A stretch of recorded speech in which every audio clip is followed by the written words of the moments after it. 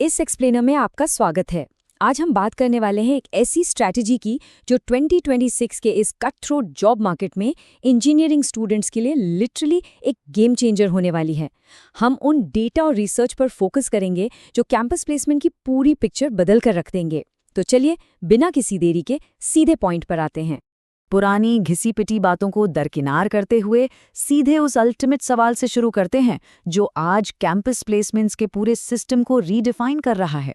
सोचिए, एक रिक्रूटर के पॉइंट ऑफ व्यू से आप किस चीज़ को प्रेफर करेंगे, प्रोजेक्ट्स को या फिर सर्टिफिकेट्स को? देखिए, सालों से हर कोई बस ज़्यादा से ज़्यादा कोर्सेज करने की रेस में भाग रहा है, पर क्या 2026 में भी यही पुराना रूल चलेगा? सच कहूं तो इस आई ओपनिंग पर्सपेक्टिव ने उस पुराने मिथ्स को पूरी तरह चकनाचूर कर दिया है कि महंगे ऑनलाइन कोर्सेज से नौकरी मिल ही जाएगी। एक रियल रिक्रूटर का जवाब बड़ा सीधा सा है, projects are proof of work और सर्टिफिकेट्स वो बस प्रूफ ऑफ पेमेंट है।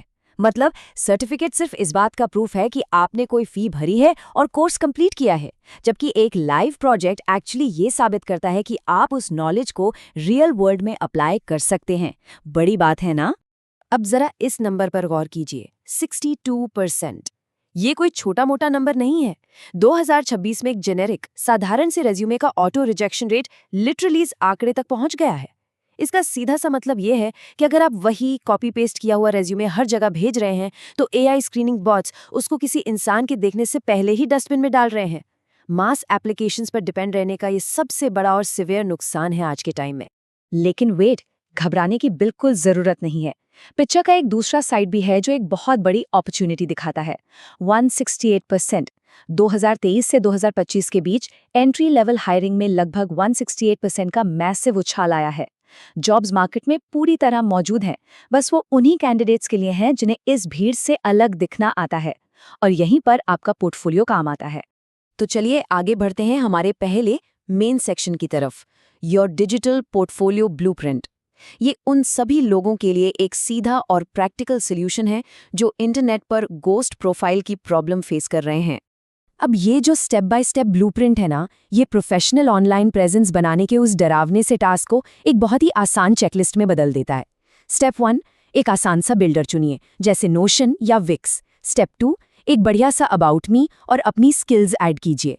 स्टेप 3, जो कि सबसे क्रूशियल है, अपने प्रोजेक्ट्स को पूरी डिटेल के साथ अपलोड करना। और लास्ट में स्टेप 4, अपना रेज्यूमे और कॉन्टैक्ट लिंक्स ऐड करना मत भूलिए। बस the whole shebang is done. एक अच्छी पहचान बनाने के लिए आपको कोई मास्टर वेब डेवलपर बनने की जरूरत नहीं है।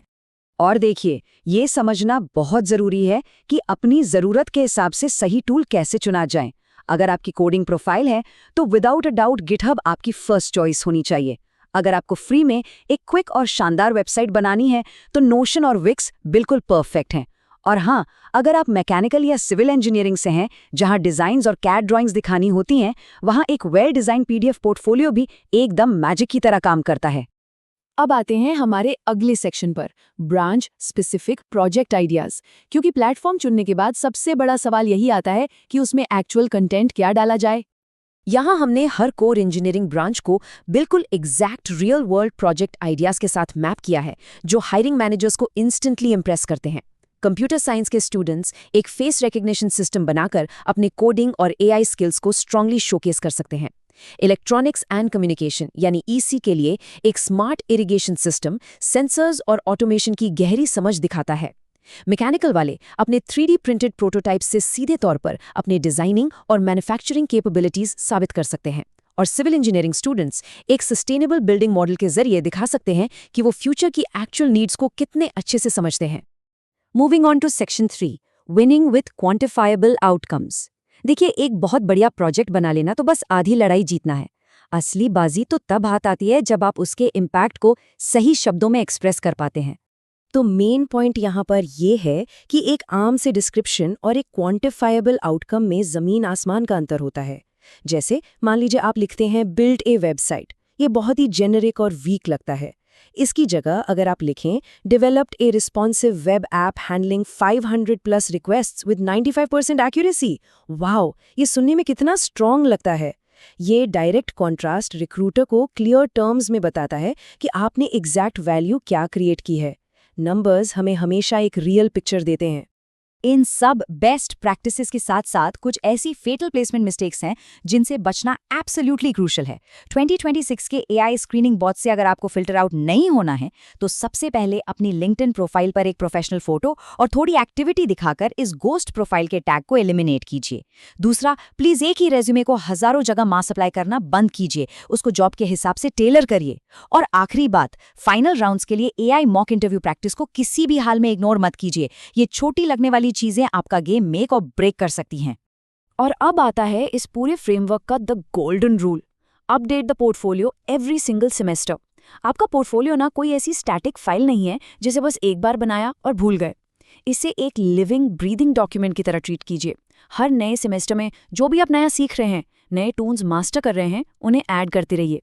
ये कंटिन्यूअस ग्रोथ रिक्रूटर्स को साफ दिखाती है कि आपकी टेक्निकल कैपेबिलिटीज टाइम के साथ लगातार एक्सपैंड हो रही हैं। इस एक्सप्लेनर को रैप अप करते हुए मैं चाहता हूं कि आप इस फाइनल थॉट पर जरूर गौर करें। जो डिजिटल फुटप्रिंट आप इंटरनेट पर छोड़ रहे हैं, क्या वो सच में आपके एक्चुअल वर्क का प्रूफ है या फिर बस उन कोर्सेज की रिसीट्स का एक कलेक्शन है जिनके आपने पैसे चुकाए हैं? अब टाइम आ गया है कि हम स्किल बिल्डिंग के इस पुराने तरीके पर गहराई से सोचें ताकि हम 2026 की इस डिमांडिंग वर्कफोर्स रियलिटी के लिए जेन्युइनली तैयार हो सकें। आज ही अपने पोर्टफोलियो पर काम शुरू कीजिए और एक ऐसी पहचान बनाइए जो भीड़ में सबसे अलग और सबसे स्ट्रांग हो।